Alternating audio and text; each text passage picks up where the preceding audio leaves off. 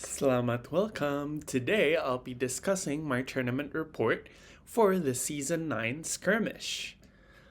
Okay, so last Sunday I played at the Sini Duduk Tanah Abang Flesh and Blood store, and we played the Season 9 Skirmish. The format was Blitz. I was playing Zen, who is my only deck at the moment for all formats. I'm playing him in Blitz, Classic, Constructed, and Living Legend. So definitely I brought him. I'll be posting the deck list down below in the description, so definitely check it out if you're interested. So I'm here to discuss my run with it. It was a pretty small and fun event. We had 16 players, so we had exactly 4 rounds and we cut to top 4. So for the first round, I was up against Nevin. So if you guys follow Fab Dad, Fab Family on X, he's the second son, and he's pretty prepared for this event. He was on Victor, one of the main predators for Zen and the Blitz format, as well as in CC. So I was kind of scared to be facing him, to be honest, even though he's just a little kid. His skills are nothing to be scoffed at.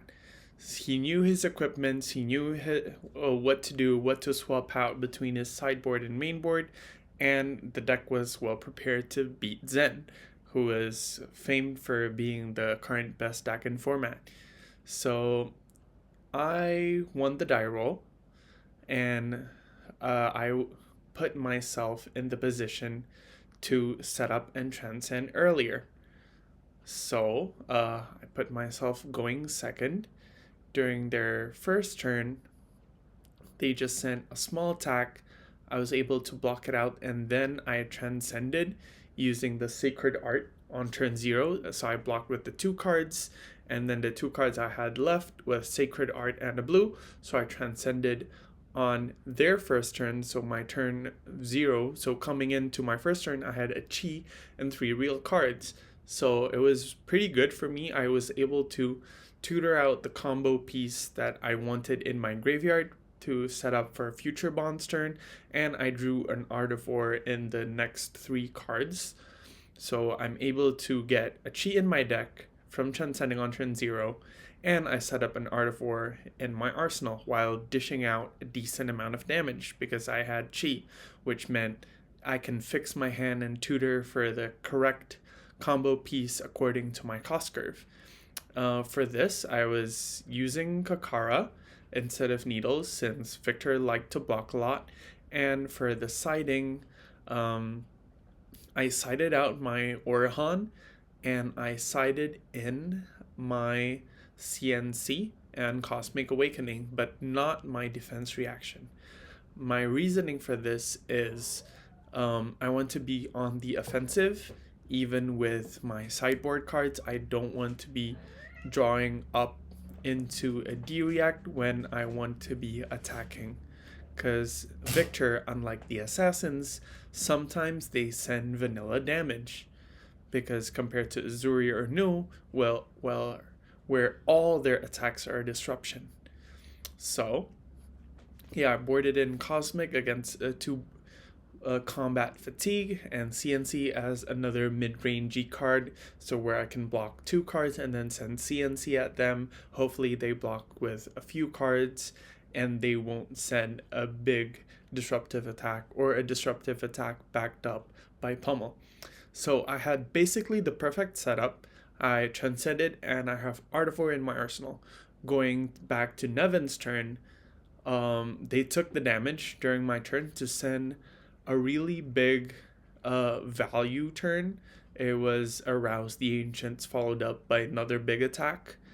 But thankfully the attack was vanilla damage, which meant, and since there was no other resources floating, no more cards left in hand or arsenal, I was able to guarantee this is safe for me to cash in both my equipment. So I cashed in my headpiece and leg piece then and there, and I sent back with a 7-card hand with Art of War and Arsenal, and that basically locked up the game from there. So I won round 1. Round 2, I was up against Hans, who was on Nu. So another deck that is built to prey on Zen. Nu is basically like her CC counterpart, and it's very scary because with the low life totals, all the attack reactions are very, very deadly. So for this game, I sided in my sync below, but I still had the CNC and Cosmic as well. This game, I won the die roll, and I put myself again second. So I have the tempo and I'm pressuring their life total. So if they want to send a full hand of disruption back at me, they need to take some damage. Again, I was very fortunate that I transcended on my first turn.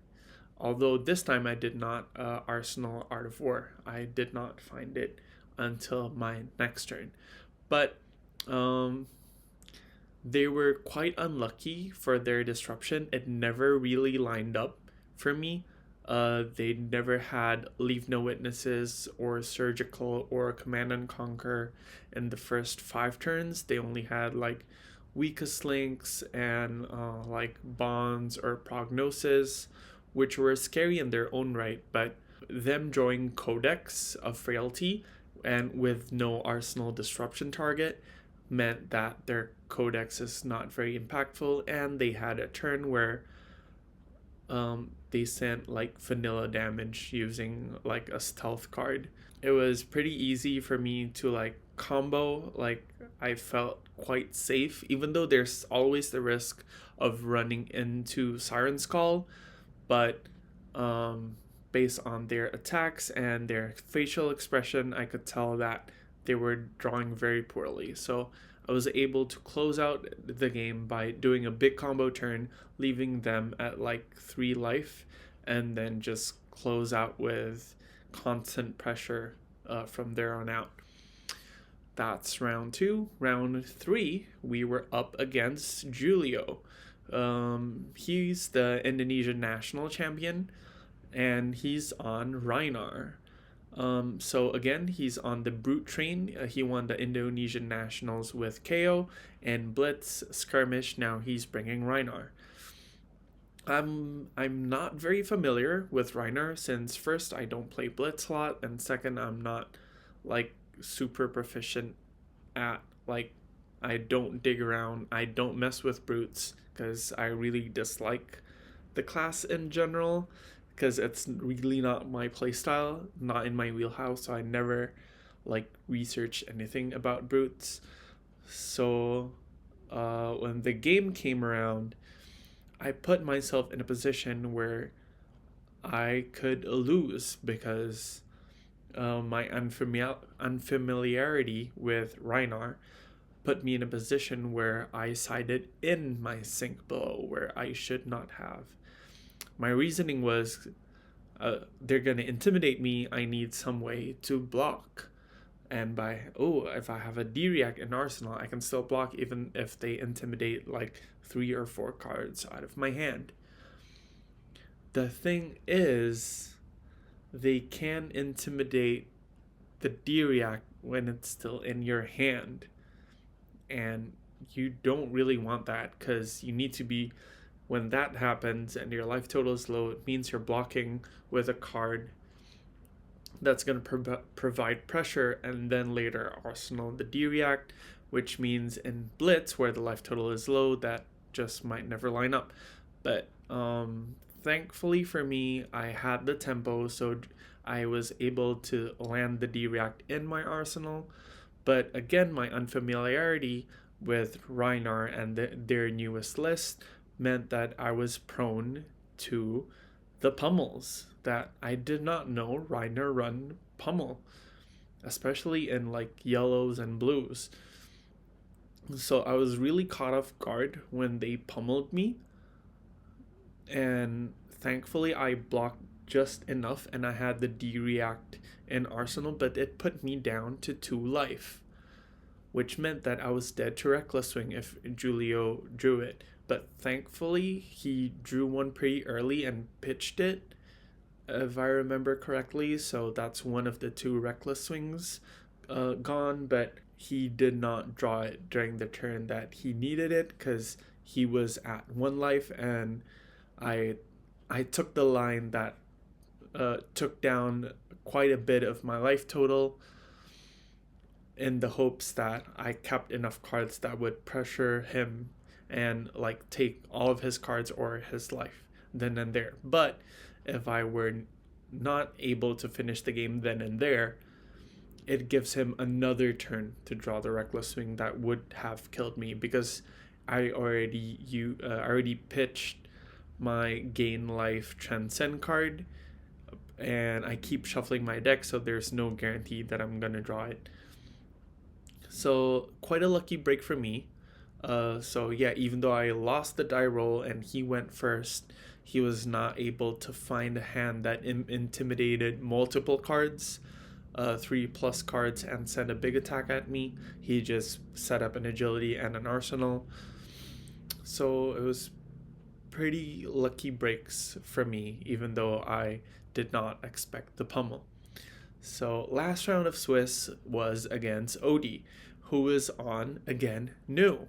And this one I know very, very well because we played at Armory a couple of times. So the Armory for the past few weeks leading up to the Skirmish season at Invaders Board Game Station has been Blitz, and I've been paired against Odie a couple of times.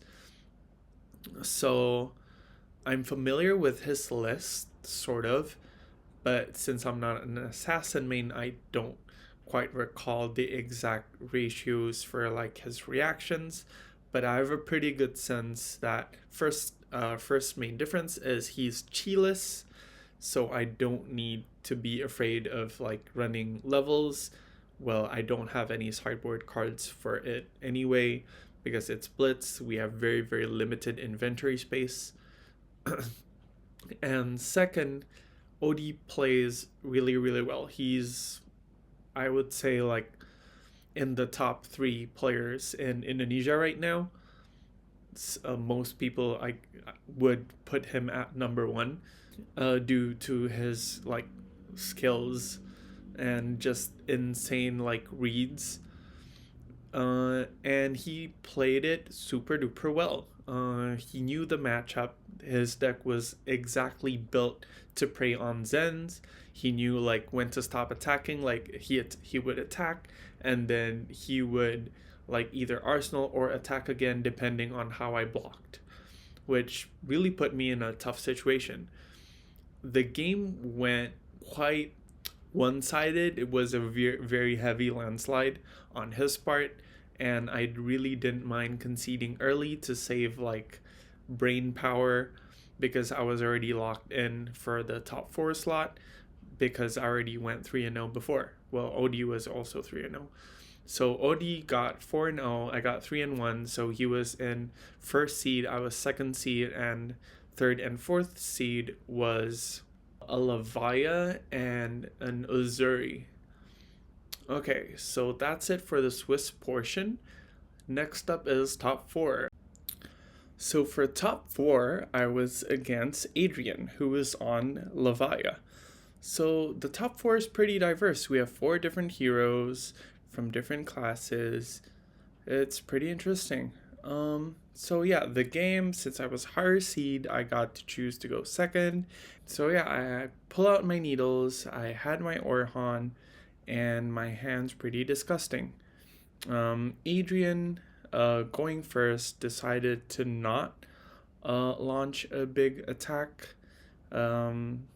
He just like pitched a bunch of reds to play like a 2 for 6, and I just blocked with 2 cards, 2 combo cards, and I drew up since I was going second, and the hand is just 4 blues. So I had 2 lines to me. My hand was Ancestral Harmony, Orhan, consent that I can play, and finally was Levels. So I had two lines that were available to me that was very apparent. First is just pitch the Orhan to levels and then transcend and then double mode levels into a combo card and then arsenaling the harmony, setting up for a big next turn. The second, more greedy line, way more greedy, is to play the harmony and then transcend, get the resource of Kasaya, and then Orhan to draw 3 cards. So guess which line I took? I took the greedy line.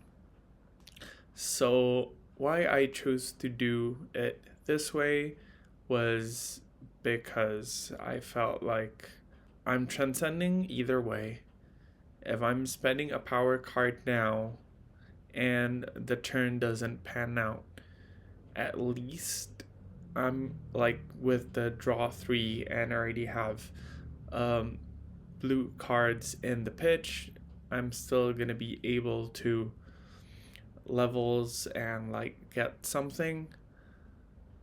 But if I hit and then from the Orhan I draw into another transcend card, I'm able to like levels and then extend that into a good combo, which is my reasoning, since I really want to pressure Levaya to not be able to flip, because in Blitz she only has 7 life buffer between 20 to 13 where she flips into Blasmafet, where if you let Levaya flip, she can and will outvalue you, because all she needs is to banish like 3-4 blood debt cards, and that's all she needs to close out the game, because she's playing with 5 card hands and you're not going to be able to keep up in value with that.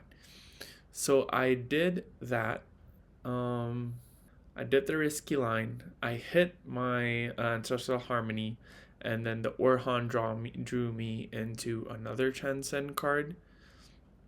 So I just did a really, really bonkers, like put Levaya below the flip life, even through all the equip blocks, and then I was still able to arsenal something. And then on the next turn, Adrian was not able to send a super meaningful attack. No disruption. It was not sandpacking. It was not CNC. It was big damage, but it was not enough to put me off of my full grip plus the traverse plus strides. So I just proceeded to do like a 27 damage turn, which was basically enough to be lights out in an aggro mirror, and the needles really helped a lot, even through a disruptive Scowling Flesh Bag. I had like a CNC and Tiger Swipe in hand. Whichever one was banished, I would be able to arsenal it for next turn. So my CNC got banished. I was still able to needle and Tiger from the aspect that was in the chain link before, and then Tiger Swipe. So still a ton of pressure. With that big turn, I put him off of full grip, so he was not able to threaten lethal during my next turn. I was able to keep like all 3 cards plus the card in arsenal and just block with my equipment, and that was it. And I drew pass over, so I was able to, since he did not flip, and he did not have any blood debt cards at this point, I was able to not only pressure and take all his cards, but put a card with blood debt from his graveyard to the banished zone. So when he ends turn, he just takes the blood debt damage, and if he had a blocking card in hand, he would just pass turn, take 1 damage from 3 to 2, and then I was going to be able to pressure keep pressuring his hand, and he would just die from Blood Dead, and I was still at a healthy life total where even double Reckless Swing was not able to kill me. So yeah, that was a very fast game. The other table is an Assassin Mirror, Azuri versus New. So me and Adrian, we played a couple of extra games where he did beat me. So it was very, very swingy matchup since both decks were able to come up with turns that dealt 20 plus damage, which meant the other was just on the back foot. Thankfully, the game that counted for the tournament was the game where I won. So finally, heading into the finals, it's a rematch against Odie, who is very, very scary. I really did not want to play Odie again because I got really like pub stomped during my Swiss round. But this time I was more prepared. I was very, very conscious during the Swiss rounds, knowing that I was going to lose, was to check his graveyard a lot. So, like, try to memorize and understand what cards is he bringing, and like try to play around the cards that I've seen instead of like cards that might be run. So I'm just playing around cards that I've seen and I know I've played against before during Armory. He's higher seed, so he gets to choose. He chose to go second. My first hand was like super duper ass. It was like 4 reds, and it was all combo cards as well. So I believe I sent a spinning wheel kick, pitching another spinning wheel kick, and then I played like another combo card. So I put 2 combo cards, and then I arsenaled another. So yeah, it was a 1 cost pitch to 1 cost spinning, and then played a 0 cost red, and then arsenaled another combo red, which is what you really don't want to see against these type of matchups. You don't want to burn your combo cards, but at the same time you really want to empty out your hand so you cycle. I guess another line that I could have taken was like pitching 2 cards into my Kakara and then playing another card and arsenaling 1, so I'm only losing 1 combo card. That's a line that I thought about after the match, but that might have been better since the game kind of came to a point where I didn't have many good targets for bonds. So yeah, the game continues. Odie kept sending mix-ups with small attacks that can be paired with reactions with like a full grip. So I needed to play around it, and big attacks that were comboed beforehand with the nerve scalpel. So I just couldn't send the fridge.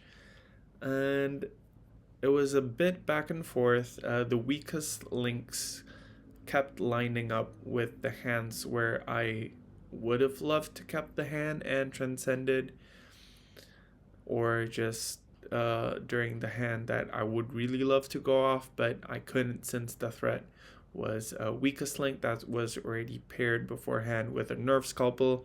So I needed to block with like 2+ cards, which meant the combo turn would be very, very weak. So yeah, it was the biggest mistake that I made twice during the game was forgetting what Odie's arsenal was. There was 2 times where he used a hiss or his shoes, and he parked the Slither in arsenal. But there were many turns between him doing that and the turn where it was actually used, so I kind of forgot, and there was a pivotal, very pivotal turn. The life totals were still in the high teens. He sent a bonds with 2 cards in hand and a card in arsenal, and I played around him having just a nick plus a a blue to give it go again, and then into a codex into like a CNC or a weakest link. That turn, if I knew the arsenal was a slither, I would not have blocked so much because I knew he could just slither it without pumping any reactions to it and then go over to the second attack, which meant I was losing so much value. And that's what happened. I overblocked the bonds. He just gave it slither from arsenal, and I already had a sink below in my arsenal, so I was prepared to, like, even with just a nick plus the bonds activation would be for 9. His arm piece was flick knives and not the arousing wave, so 9 was perfectly safe. And I wanted to keep a card that was in my hand, so I was very well prepared to block 5 and then block another 4 with the sink from arsenal. And I blocked 5 and he just slithered and then went into codex CNC, and the 2 other cards in my hand, I believed he used a blue to attack and then codex and then used tunic and the 1 floating to play the CNC. So I couldn't just block with my fridge, and blocking with the fridge there would be really bad because I only had 2 cards in hand and the arsenal was a sink below. But since he played Command and Conquer, my sink below, I couldn't protect it and I couldn't use it, which meant that I just lost a bunch of life and I lost the D-React in arsenal, which was my whole plan of doing a big pivot turn using a combination of 1 card from hand, my fridge, plus the sink below to guarantee me popping off with the Chi, the Tiger, and the 3 cards in hand. But since I got by the Bond Slither CNC, I lost a bunch of tempo there. I lost a bunch of life. I lost my D-React. So I was super punished.